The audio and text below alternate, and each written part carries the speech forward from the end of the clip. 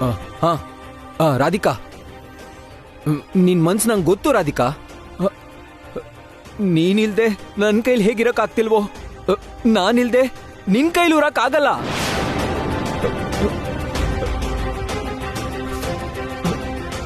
Please Radhika, please ನನ್ ಜೊತೆ ಬಂದ್ಬಿಡು ಬಾ.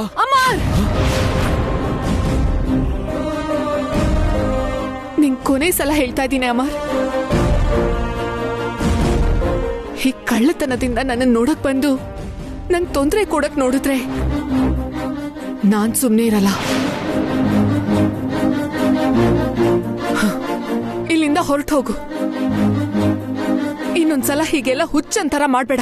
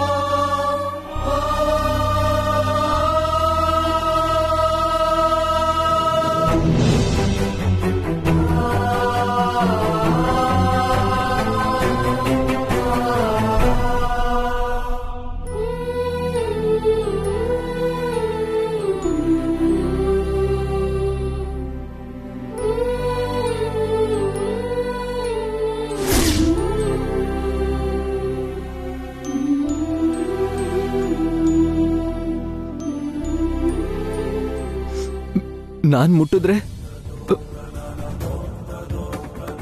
ರಾಧಿಕಾ ಅಪವಿತ್ರ ಅಂದ್ಕೊಳ್ಳೋ ತರ ಆಗೋಯ್ತು. ನನ್ನ ನೆರಳನ್ನು ಅವಳು ಸಹಿಸ್ಕೊಳಕ್ ಆಗಲ್ಲ ಅಂತಾಯ್ತು.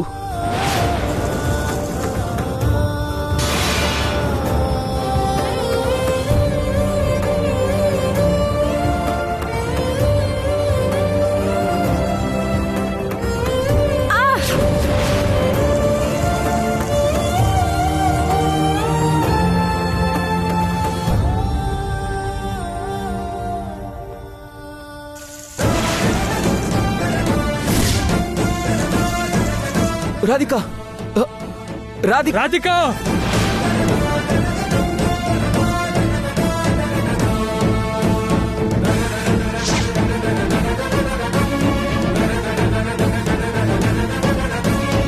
ರಾಧಿಕಾ, ರಾಧಿಕಾ, ರಾಧಿಕಾ ಏನಾಯ್ತು? ರಾಧಿಕಾ, ರಾಧಿಕಾ, ರಾಧಿಕಾ, ಅಮ್ಮ!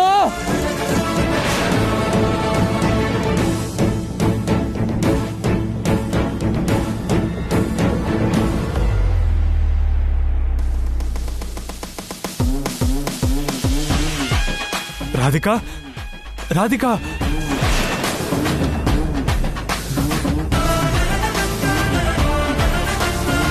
ರಾಧಿಕಾ, ರಾಧಿಕಾ, ರಾಧಿಕಾ ಎದಳು.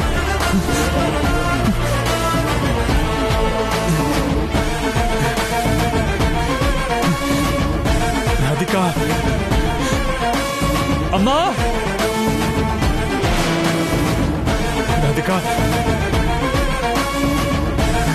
ರಾಧಿಕಾ,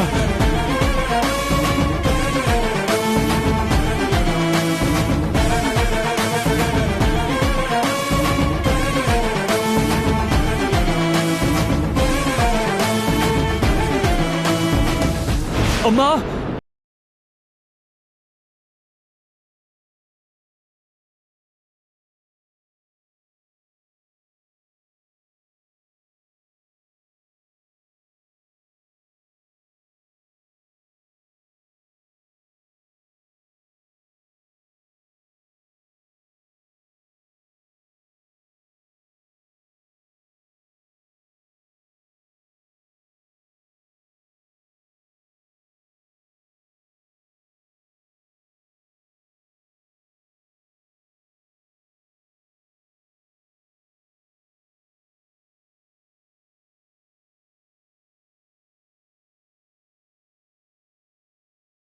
ಮೊದಲು ನೀವು ಹೋಗಿ ಸೀರೆ ಬದಲಾಯಿಸಿ. ಆಯ್ತು ಪ್ರಿಯಾ ಬಾ.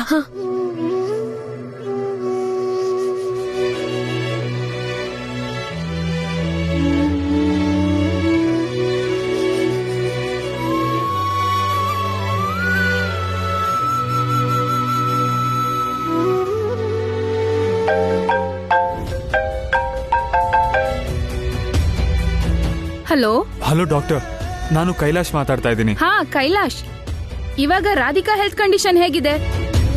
ಅದೇ ಡಾಕ್ಟರ್, ಅವಳಿಗಿವತ್ತು ಪ್ರಜ್ಞೆ ತಪ್ಪಿ ಕೆಳಗ್ ಬಿದ್ಲು. ಫೀವರು ಜಾಸ್ತಿ ಆದಾಗಿದೆ. ನೀವೊಂದ್ಸಲ ಮನೆಗೆ ಬಂದು ಹೋಗಕ್ಕಾಗತ್ತಾ?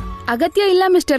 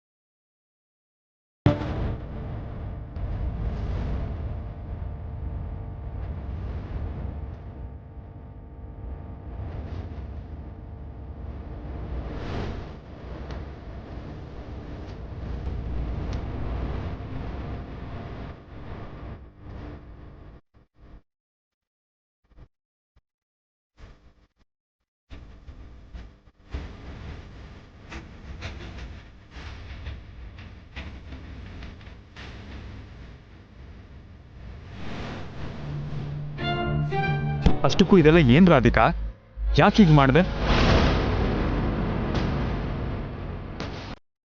ಒಳ್ಳೆ ವಿಷಯದಲ್ಲಿ ಹಠಮಾರಿತನ ಒಳ್ಳೇದೆ, ಆದ್ರೆ ಕೆಟ್ಟದ್ದು ಅಂತ ಗೊತ್ತಿದ್ರು ಕೂಡ ಹೀಗೆ ಮೂರ್ಖರ ಥರ ವರ್ತಿಸಬಾರ್ದು. ಕೈ ತುಂಬ ಬೊಬ್ಬೆ ಬಂದಿದ್ರು ವ್ರತ ಹಾಳಾಗಬಾರ್ದು ಅಂತ ಪೂಜೆ ಮಾಡಿದೆ, ಅದೇನೋ ಒಳ್ಳೇದೆ.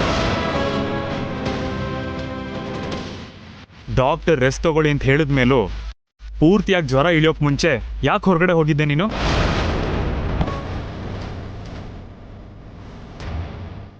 ನಿಮ್ಗೆ ಸಣ್ಣ ಕಷ್ಟ ಬಂದರೂ ತಡ್ಕೊಳಕ್ಕಾಗಲ್ಲ ಅಂತ ನಿಮಗೆ ಹೇಳಿದ್ನಲ್ಲ.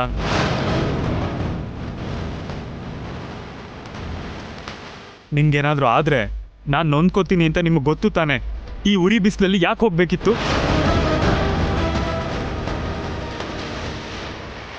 ನಿಮ್ಗೇನಾದ್ರೂ ಬೇಕು ಅಂದ್ರೆ ನನ್ನನ್ನು ಕೇಳಬೇಕು, ಇಲ್ಲ ಅಂದ್ರೆ ಪ್ರಿಯಾ ಅವ್ರಿಗೆ ಹೇಳಬೇಕು. ಅದು ಬಿಟ್ಟು ಹೀಗೆ ಮಾಡಿದ್ರೆ ಚೆನ್ನಾಗಿರಲ್ಲ.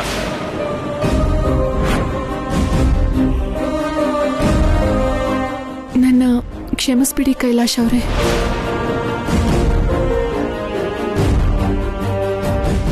ಕ್ಷಮಿಸೋದ್ರಿಂದ ನೋವು ಕಮ್ಮಿ ಆಗಲ್ಲ ರಾಧಿಕಾ. ತಪ್ಪನ್ನ ಅರ್ಥ ಮಾಡ್ಕೊಂಡ್ರೆ ಸಮಸ್ಯೆ ಬಗೆಹರಿಯಲ್ಲ. ಇನ್ಮುಂದಾದ್ರೂ ಜೋಪಾನವಾಗಿರಿ. ನಾನು ಇನ್ಯಾವತ್ತೂ ಹೀಗೆ ಮಾಡಲ್ಲ ಕೈಲಾಶ್ ಅವರೇ.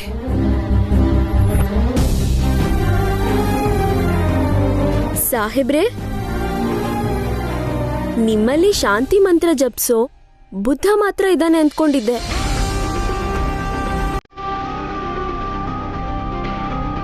ತಪ್ಪು ನಡೆದಾಗ ವೈಲೆಂಟ್ ಆಗೋ ನರಸಿಂಹಸ್ವಾಮಿನೂ ಇದ್ದಾನೆ ಅಂತಾಯ್ತು. ಸೈಲೆಂಟ್ ಆಗಿರೋವನೇ ನಿಯತ್ತಾಗಿರ್ತಾನೆ. ತಪ್ಪು ನಡೆದ್ರೆ ವೈಲೆಂಟಾಗಿ ರಿಯಾಕ್ಟ್ ಮಾಡ್ತಾನೆ. ನಾನು ಹೀಗೆ ಮನಸ್ಸಿಗೆ ಇಷ್ಟ ಆದರೆ ಪ್ರಾಣ ಕೊಡ್ತೀನಿ, ಆದರೆ ನನ್ನ ಮನ್ಸಿಗೆ ಕಷ್ಟ ಆದರೆ ಅಂಥವ್ರನ್ನ ದಯೆನೇ ತೋರಿಸ್ದೆ ದೂರ ಇಡ್ತೀನಿ.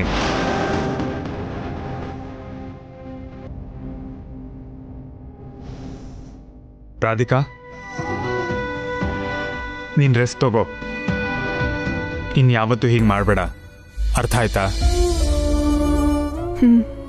ಅಮ್ಮ ರಾಧಿಕಾ, ನಿನಗ್ ಜ್ವರ ಪೂರ್ತಿ ಕಮ್ಮಿ ಆಗೋವರೆಗೂ ಯಾವ ಕೆಲ್ಸನೂ ಮಾಡ್ಬೇಡ. ನಾವಿದೀವಲ್ಲ, ನೋಡ್ಕೋತೀವಿ. ರೆಸ್ಟ್ ತಗೋ. ನಡಿ ಕಂದ. ಸರಿ ಅಮ್ಮ.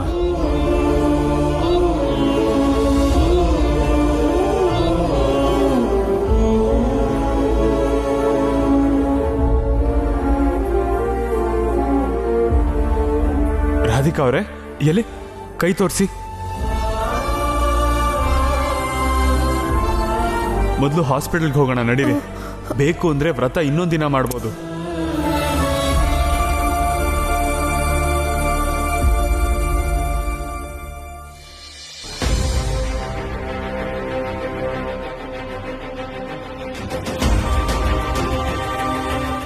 ನನ್ ಹೃದಯದ ಸಿಂಹಾಸನದಲ್ಲಿ ನಿನ್ನ ಕೂರ್ಸಿ ನಿನ್ನ ಮಹಾರಾಣಿ ತರ ನೋಡ್ಕೋತೀನಿ.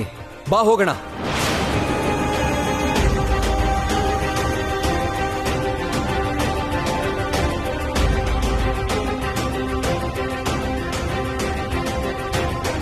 ನಿಂಗೆ ಎಷ್ಟು ಸಲ ಹೇಳಿದ್ರು ಯಾಕೆ ಹೀಗೆ ನಡ್ಕೋತಿದ್ಯಾ ಅಮರ್? ಯಾಕೆ ನನ್ನ ಸಂಕಟನ ಅರ್ಥ ಮಾಡ್ಕೋತಿಲ್ಲ ನೀನು?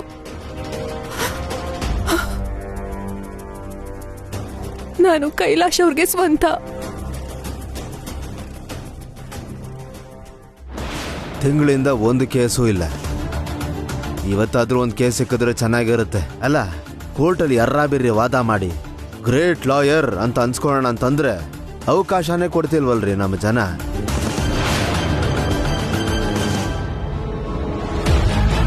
ಬಂದುಬಿಟ್ರಾ? ನಿಮಗೋಸ್ಕರನೇ ಕಾಯ್ತಾ ಇದ್ದೆ. ಬನ್ನಿ ಬನ್ನಿ. ನಂಗೋಸ್ಕರ ಕಾಯ್ತಾ ಇದ್ರಾ? ನಾನು ಬರ್ತೀನಿ ಅಂತ ಮೊದಲೇ ಗೊತ್ತಿತ್ತಾ? ಅಂದ್ರೆ ಬಿಸಿ ಲಾಯರ್ ಅಲ್ವಾ, ಕಂಟಿನ್ಯೂಯಸ್ ಆಗಿ ಯಾವ್ದಾದ್ರು ಕೇಸ್ ಬಗ್ಗೆ ಕೇಳಿಕೊಂಡು ಬರ್ತಾನೆ ಇರ್ತಾರೆ. ಆ ಅರ್ಥದಲ್ಲಿ ಹೇಳಿದೆ ಅಷ್ಟೇ. ಕೂತ್ಕೊಳ್ಳಿ.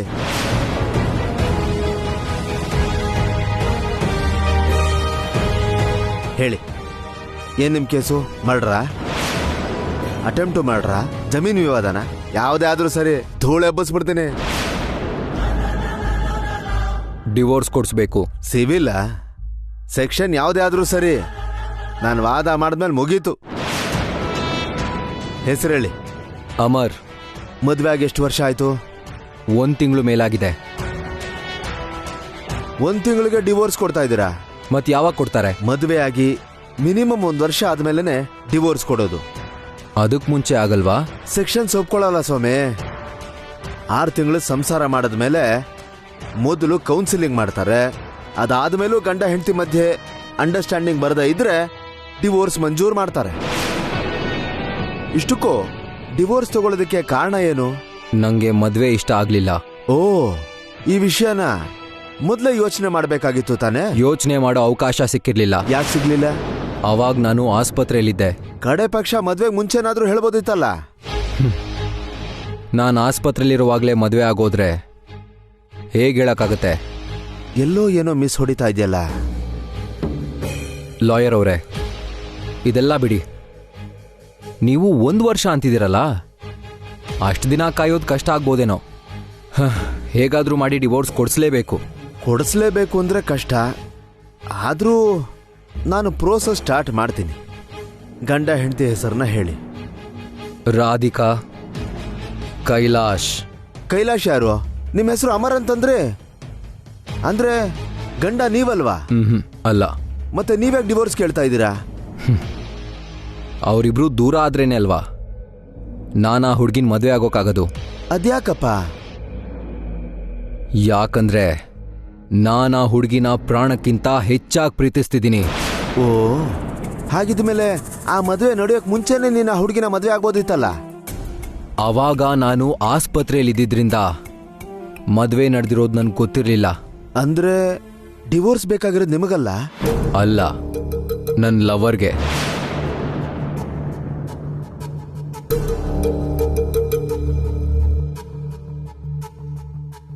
ಜಾಸ್ತಿ BP ಟ್ಯಾಬ್ಲೆಟ್ಸ್ ನುಂಗೋದು ಆರೋಗ್ಯಕ್ಕೆ ಒಳ್ಳೇದಲ್ಲ. ಅದ್ ನಿಮ್ಗೆ ಹೇಗೆ ಗೊತ್ತು? ನಾನೊಬ್ಬ ಡಾಕ್ಟರ್. ಓಹೋ,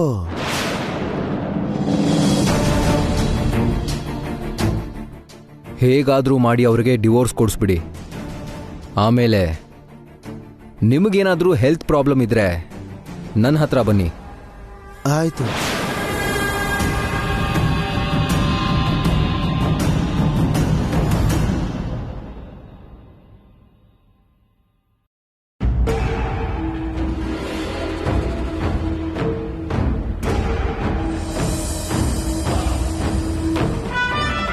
ಭಾವಂಗ್ ಹೆಂಡತಿ ಆಗಿ ಈ ಮನೆಗ್ ಸೊಸೆ ಆಗಿ ಮಹಾರಾಣಿ ಥರ ಎಲ್ಲರ ಹತ್ರ ಸೇವೆ ಮಾಡಿಸ್ಕೋಬೇಕು ಅನ್ಕೊಂಡಿದ್ದೆ.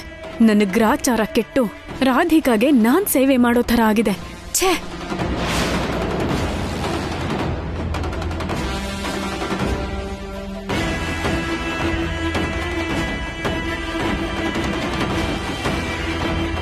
ಇವಳಿಗ್ ನಾನು ಕಾಫಿ ತಗೊಂಡ್ ಬಂದಿದ್ದೆ ದೊಡ್ಡ ವಿಷಯ, ಅಂಥದ್ರಲ್ಲಿ ನಿದ್ದೆಯಿಂದ ಎಬ್ಬಿಸ್ ಬೇರೆ ಕೊಡ್ಬೇಕಾ? ನಾನ್ ಕೊಡಲ್ಲ.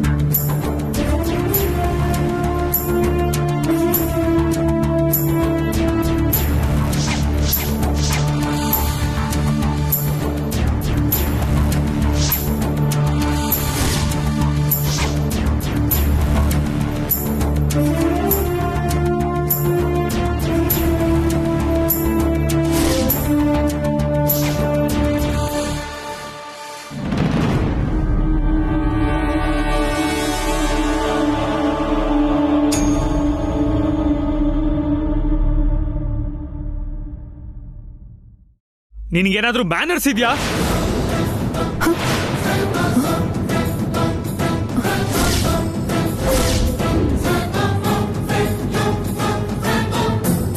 ಯಾಕೆ ಪ್ರತಿ ಸಲ ಇಂಥ ಬುದ್ಧಿ ಇಲ್ದಿರೋರ್ ಥರ ಆಡಿ ನನಗೆ ಕೋಪ ಬರಿಸ್ತೀಯಾ? ಸಾರಿ ಭಾವ. ಗೊಂಬೆ ಚೆನ್ನಾಗಿದ್ಯಲ್ಲ ಅಂತ ನೋಡ್ತಿದ್ದೆ, ಅಷ್ಟರಲ್ಲಿ ಕೈ ಜಾರ್ ಬಿಡ್ತು. ಈ ಗೊಂಬೆ ನನಗೆಷ್ಟು ಮುಖ್ಯ ಅಂತ ಗೊತ್ತಾ? ನಮ್ಮ ಮದುವೆ ಆದ್ಮೇಲೆ ನನ್ನ ಹೆಂಡತಿಗೆ ನಾನು ಕೊಟ್ಟಿರೋ ಮೊದಲನೇ ಗಿಫ್ಟ್ ಇದು.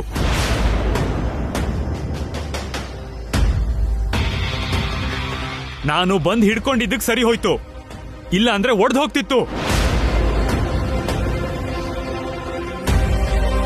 ನಾನು ಈ ಗಿಫ್ಟ್ನ ಮದುವೆಗೆ ಮುಂಚೆನೆ ರಾಧಿಕಾ ಕೊಡಬೇಕು ಅನ್ಕೊಂಡಿದ್ದೆ. ಆದರೆ ಒಬ್ಬ ವ್ಯಕ್ತಿ ಆ ಗೊಂಬೆನ ನಮ್ಮ ಮನೆಯಿಂದ ತಗೊಂಡು ಹೋಗಿದ್ರಿಂದ ತುಂಬಾ ಕಷ್ಟಪಟ್ಟು ಇನ್ನೊಂದು ಗೊಂಬೆ ತರಿಸಿ ಕೊಟ್ಟಿದ್ದೀನಿ.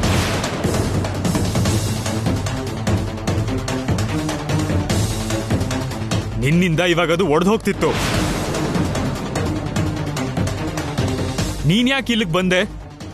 ಅಕ್ಕಂಗೆ ಶುಂಠಿ ಕಾಫಿ ಕೊಟ್ಬಾ ಅಂತ ಅತ್ತೆ ಹೇಳಿದ್ದಕ್ ಬಂದೆ ಭಾವ.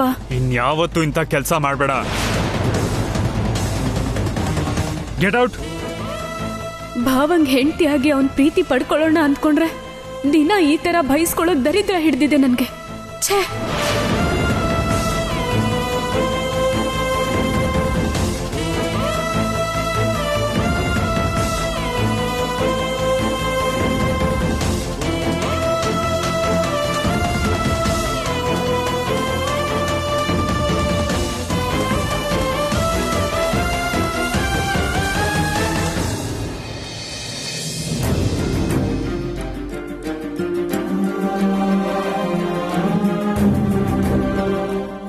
ತಗೊಳ್ಳಿ.